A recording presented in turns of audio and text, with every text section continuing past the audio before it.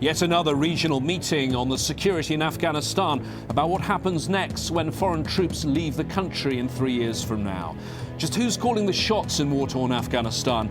And is security possible without talking to the Taliban? This is Inside Story.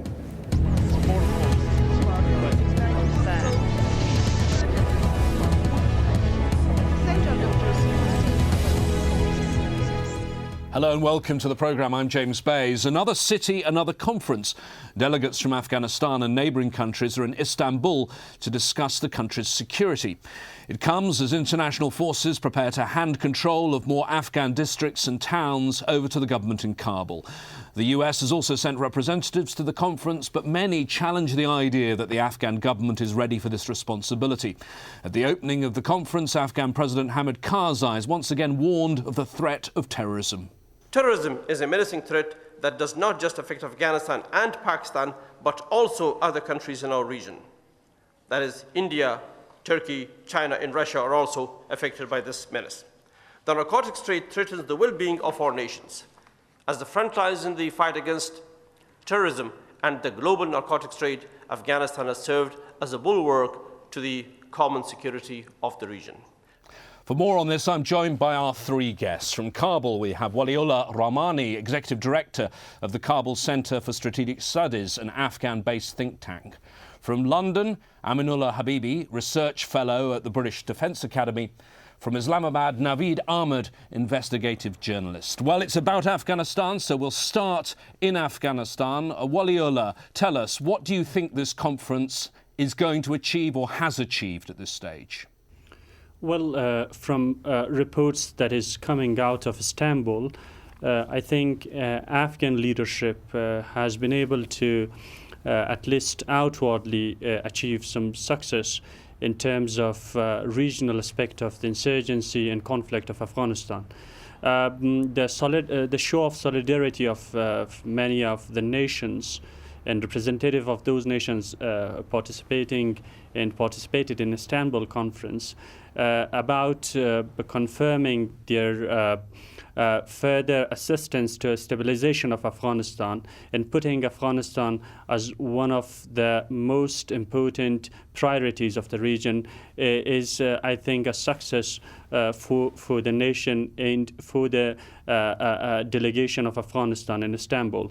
But generally, as you said, and as our Afghan President Hamid Karzai described, we have many challenges ahead of us in this region and in Asia. We have terrorism, which is a joint and a common threat to many nations in this region, and of course drug trades and many more conflicts and insurgencies. So I think Afghanistan as a roundabout of Asia and as a country which has a very important geostrategic importance to the region, I think it should be and has to be a priority to the region. And of course, abandoning Afghanistan and not being involved in Afghanistan productively will have serious consequences for the region. It will not be, things will not just include and into Afghanistan itself. Aminullah Habibi, do you think the regional players are the solution or are they part of the problem? What's your view on that?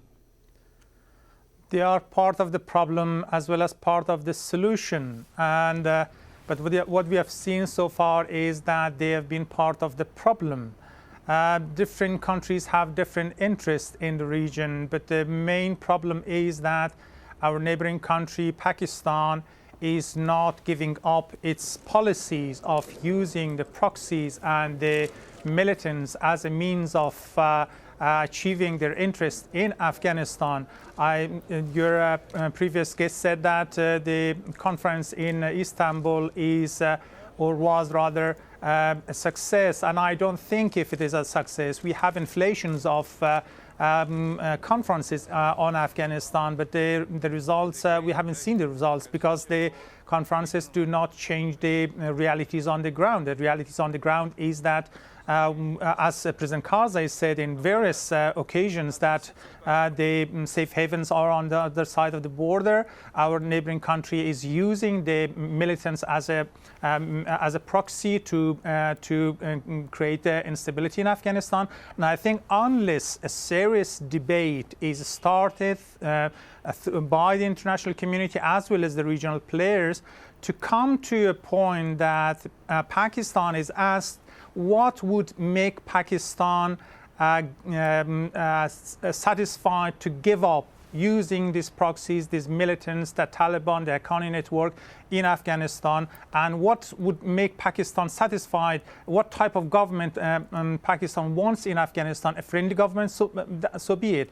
But it cannot go ahead like this, and the conferences like Istanbul wouldn't solve this problem. Naveed Ahmed, do you agree with that the Taliban are being controlled by forces in Pakistan?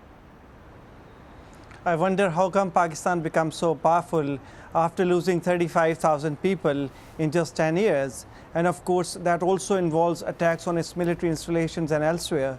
And I also wonder if Afghanistan is such a clean and neat place for terrorists not to exist and operate there from, then what's happening within the country? Why was Kabul attacked? I think this is a very tainted view of reality, and that is a whole push. I don't understand a president who's ruling a country, who's supposed to rule a country called Afghanistan, whose elections were rigged. He does not exercise his own writ of the government in the very capital, and he's talking about another neighboring country which is housing about 3 million Afghan refugees for the past 3 decades. And there is no push to those people to go back to the country and exacerbate the crisis, to worsen the situation. And there is no international help in coming for these refugees, and the world has actually forgotten about it. Not only just that, about 1,200 odd posts of Pakistani military are on Afghan border. What is the ratio of the same border posts with those on the other side, from NATO and Afghan side? There is no comparison whatsoever. Waliullah, in Kabul, let me put some of those points to you and ask you this question. President Karzai was there with President Zardari, but was he speaking to the right Pakistan figure, or should he have been speaking to the Pakistan military and the ISI? Well, I just want to comment on our guest in London that Istanbul conference as a conference and Afghan delegation as a delegation in their presence was a success for Afghanistan, because President Karzai, for the first time ever, was able to put a straightforward policy towards our neighboring countries, particularly Pakistan, and saying that he wants to negotiate with Pakistan. But hasn't he made that point so many times? Waliullah, hasn't he made that point so many times to the Pakistanis? We've had conferences taking place over the last 10 years. I've got a list here. We went to Bonn, there was the one in London, Kabul, Paris, Berlin, Rome, Tokyo. Haven't all these points been made so many times, and yet you live there in Afghanistan? The situation on the ground just continues to get worse, doesn't it?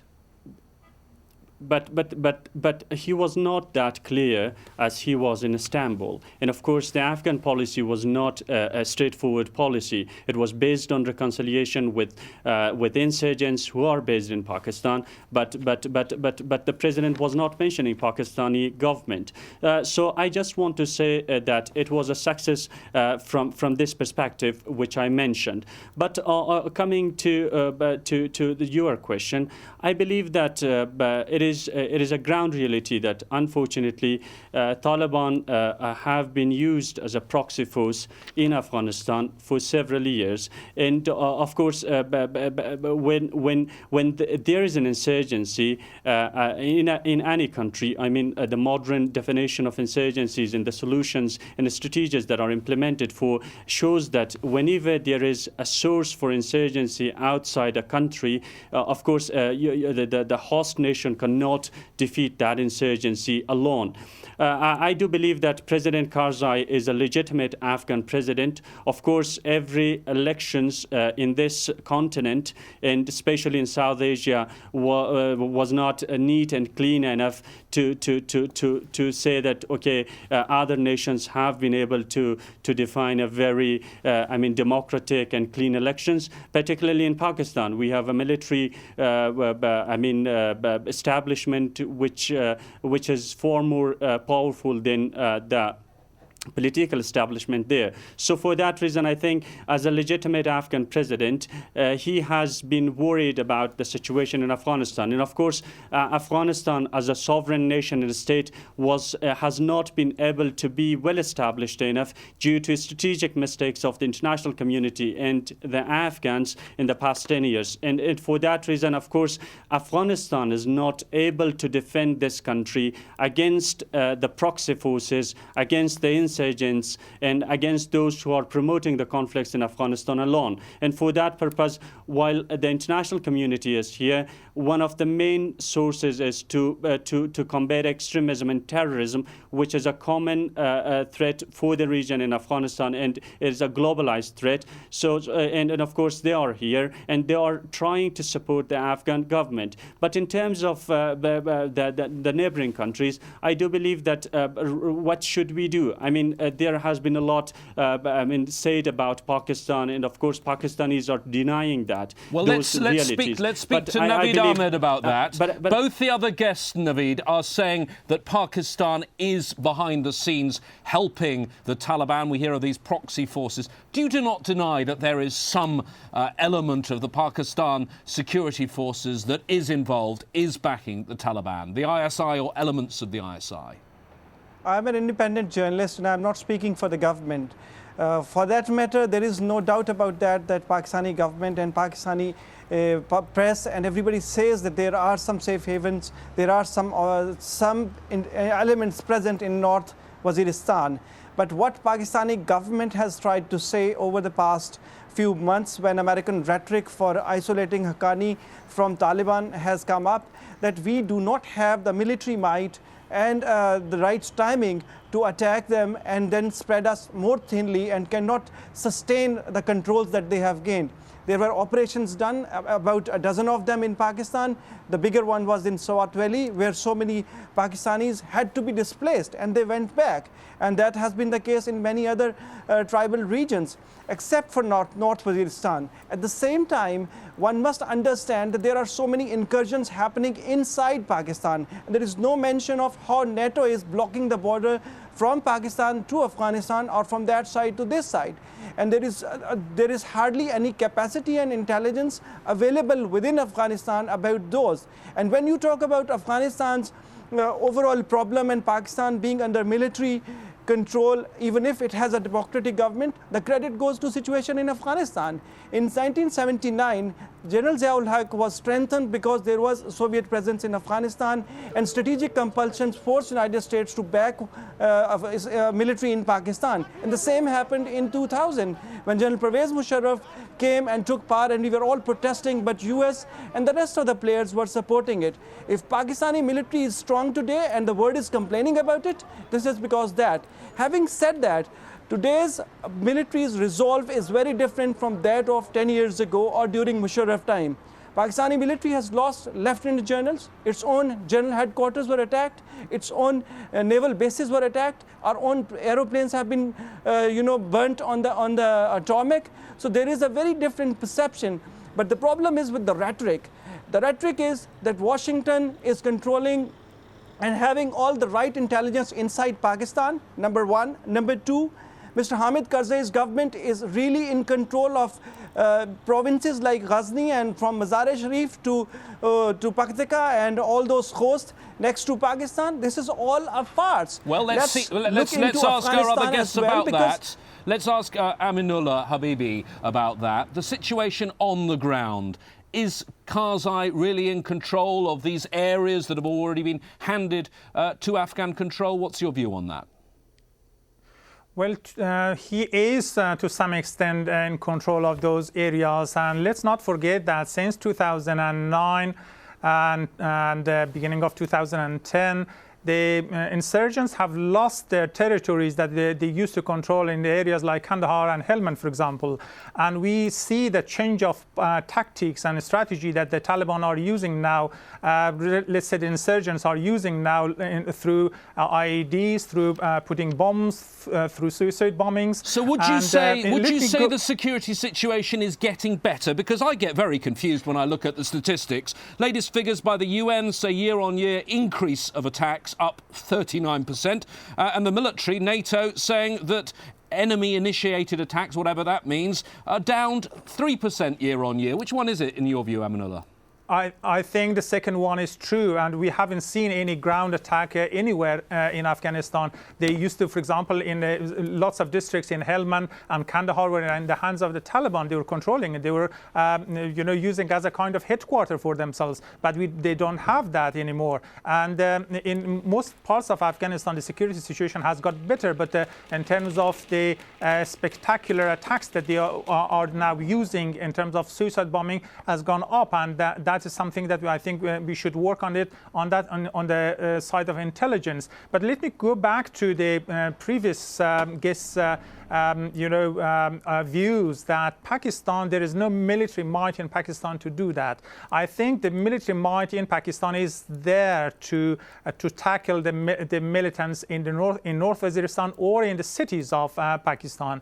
The political will is not there because they use this as a proxy, as a means of their strategy to gain what they want in Afghanistan. The problem is that Pakistan is troubled by accepting Afghanistan as an independent country. What they want is to try to control Afghanistan through Islamabad, and that is what the Afghans do not accept, and the international community does not accept. Let me just say that the Taliban base is in Quetta, not in North Waziristan. The Haqqani network is not only based in North Waziristan. They are living in the cities. Mr. Khalil, the brother of Mr. Haqqani, lived in Islamabad for 20 years, and Mr. Ibrahim, for example, Haqqani, they are all living in the cities of Pakistan. They are not living just in the North Waziristan area, and all along they were saying that bin Laden was not in Pakistan. They were somewhere on the border or in Afghanistan, and we found him to be near the academy of inside Pakistan. Aminullah, wherever those leaders are, the strategy they're directing seems to have evolved in recent months.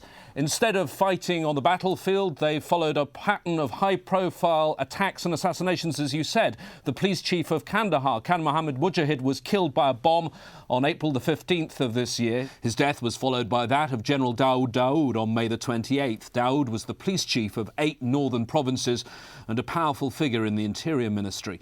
The assassinations struck close to home for President Karzai on July the 12th when his half-brother and the Kandahar strongman Ahmed Wali Karzai was killed.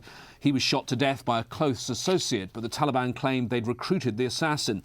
September the 13th saw Kabul gripped by an 8-hour-long firefight as security forces battled gunmen who'd attacked the US embassy and NATO headquarters there.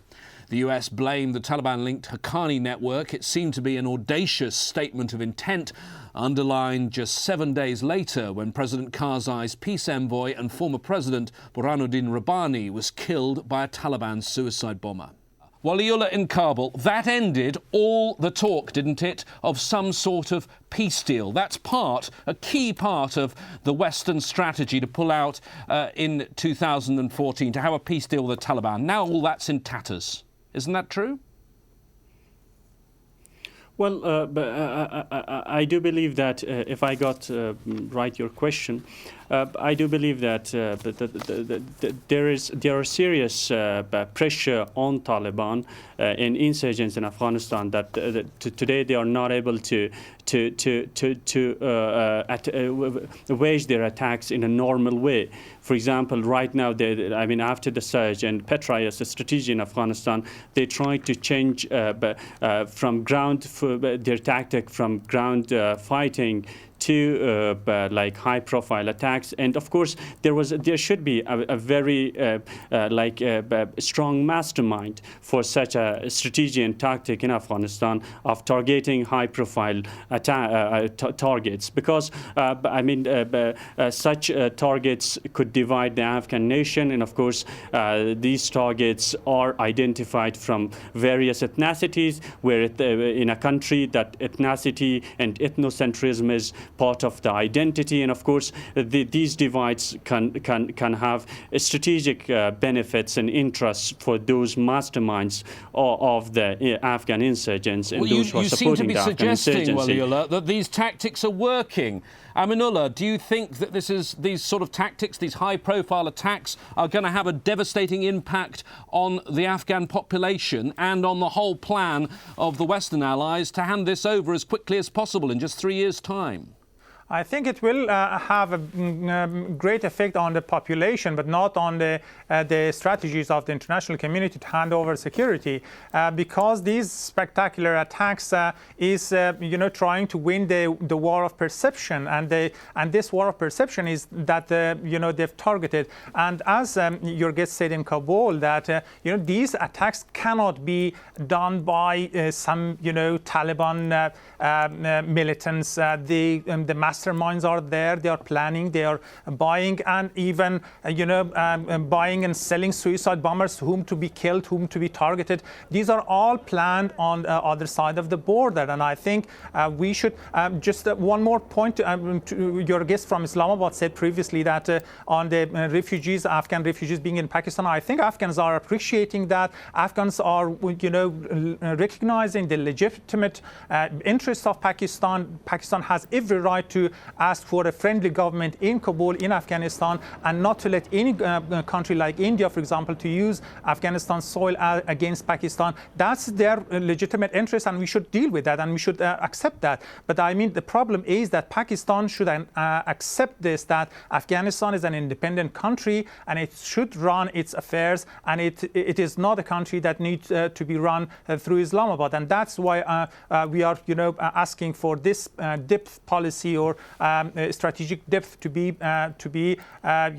go away, and Pakistan have a fresh look at the relation between Afghanistan and Pakistan. Naveed Ahmed in Islamabad. Fast forward for me, if you can, 3 years till 2014. What's Afghanistan going to look like in your view? It all starts from today. What happens in Bonn is going to be the cornerstone of what you look at in year 2014. Today's reality is that Pakistan and Afghanistan are not really talking to each other eye to eye, and nobody is accepting the ground realities. Pakistan is hesitant to go ahead with an operation because of probably ego issues and American and external pressure, and bullying Pakistan is not going to work. And that is exactly the situation. Afghanistan is being presented as a country free of all external elements and acting independently, a Karzai being in charge. Tomorrow or 2014, what kind of Afghanistan would look like? It depends in what kind of shape Americans and NATO troops leave Afghanistan. What kind of relationship Pakistan and India have with Afghanistan. And thirdly, how does Afghanistan's reconstruction strategy work? Is there any mechanism to fund Afghanistan's reconstruction and rehabilitate these people there?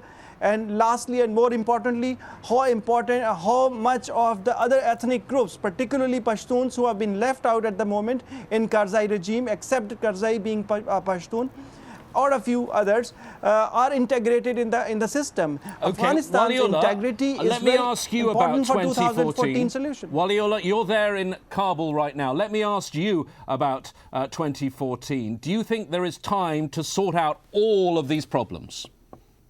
Oh, well, let me just clarify our friend in Islamabad that I hope he update his information about the status of the Afghan government. Of course, our Pashtun brothers, like inclusion in the Afghan government.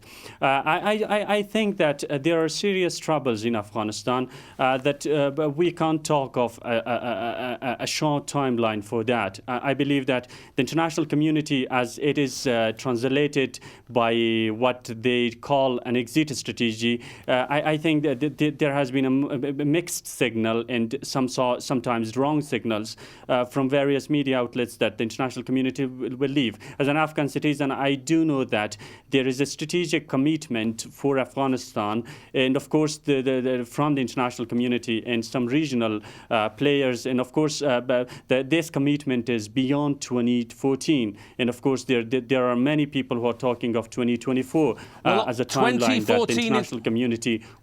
2014 is getting closer and closer. Well, time seems to be running out for the international community, and time's run out for us. So thanks to all my guests, Waliullah Rahmani in Kabul, Aminullah Habibi in London, and Naveed Ahmed in Islamabad. That's it for this edition of Inside Story. All your comments and suggestions on this issue or ideas for future discussions, Inside Story at aljazeera.com. I'll see you in this seat in 24 hours from now. Bye.